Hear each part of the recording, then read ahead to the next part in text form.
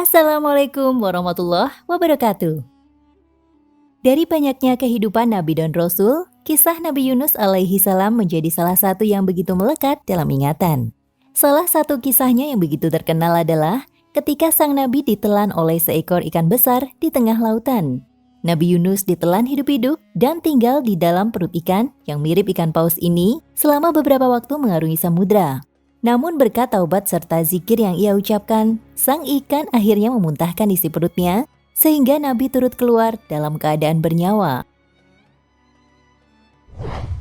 Spekulasi munculnya kabar tentang ikan tersebut masih hidup adalah surat Asy-Syafa'at ayat 145. Allah menerangkan, jika saat itu Nabi Yunus tidak bertaubat, maka ia akan tinggal di dalam perut ikan sampai hari kiamat. Maka, kalau sekiranya dia tidak termasuk orang-orang yang banyak mengingat Allah, niscaya ia akan tetap tinggal di perut ikan itu sampai hari berbangkit. Quran Surat Asy-Syafa'at ayat 144 hingga 145. Berdasarkan tafsir tersebut, makna tetap tinggal di perut ikan itu sampai hari berbangkit, yakni perut ikan itu akan menjadi kuburnya sampai hari berbangkit. Hal ini kemudian diasumsikan jika ikan tersebut masih hidup hingga saat ini. Namun tidak ada yang tahu kebenarannya secara pasti. Allah Subhanahu wa Ta'ala mengatakan, jika Nabi Yunus tidak bertaubat, maka akan tinggal di perut ikan hingga hari kiamat.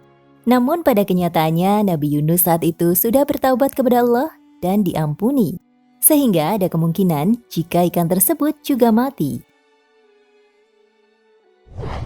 Ikan yang mirip dengan paus ini juga dijuluki dengan ikan Nun. Ia melahap Nabi Yunus alaihi salam ketika meninggalkan kaumnya yang melakukan pembangkangan. Dengan kemarahannya, Nabi Yunus memilih pergi menggunakan kapal, meninggalkan penduduk Ninawa di daerah Mosul, Irak. Cerita ini dikisahkan Allah Subhanahu wa Ta'ala dalam Al-Quran. Ketika dia pergi dalam keadaan marah. Quran Surat Al-Anbiya ayat 87. Ternyata sepeninggal Nabi Yunus alaihi salam, penduduk Ninawa diperlihatkan oleh Allah Subhanahu wa Ta'ala akan bencana besar yang akan menimpa mereka.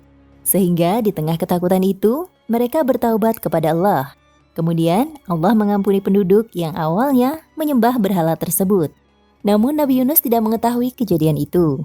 Ia memilih pergi dan meninggalkan penduduk Ninawa dalam kondisi penuh amarah. Ia menaiki kapal yang begitu penuh dengan muatan. Pada awalnya kapal berlayar dengan tenangnya. Namun kondisi ini tiba-tiba berubah. Angin kencang menerpa, badai terjadi, kapal yang ditumpangi Nabi Yunus alaihi salam terombang-ambing dan akan tenggelam. Awak kapal pun panik, mereka kemudian membuang seluruh muatan yang ada di dalamnya. Dengan harapan kapal tidak tenggelam jika muatan berkurang. Sayang cara ini tidak membantu. Kemudian diusulkanlah agar dibuat undian untuk mengurangi manusia yang ada di dalamnya. Dalam undian tersebut siapapun yang keluar namanya harus dibuang ke laut. Ternyata Nabi Yunus alaihi salam termasuk orang-orang yang kalah dalam undian tersebut. Awalnya penumpang lain tidak menyetujui Nabi Yunus yang dibuang dari kapal. Namun setelah 3 kali undian ternyata Nabi Yunus tetap saja kalah.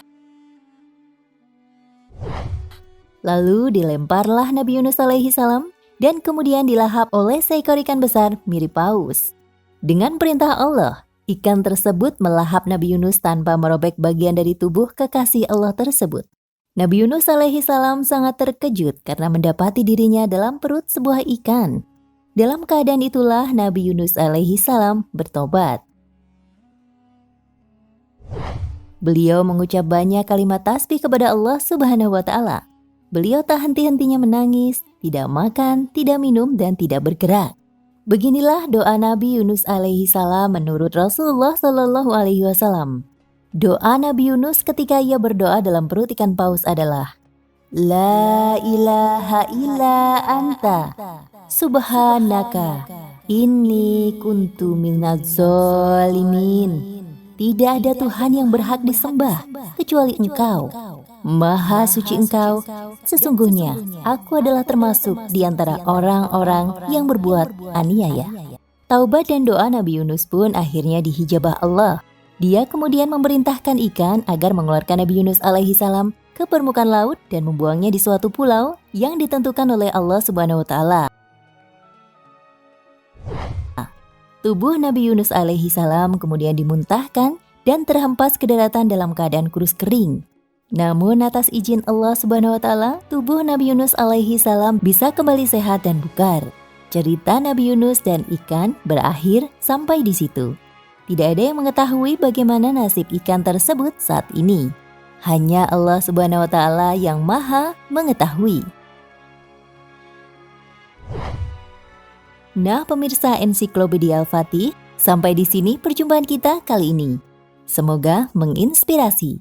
Jangan lupa klik subscribe di channel ini agar tidak ketinggalan info-info menarik Islam lainnya.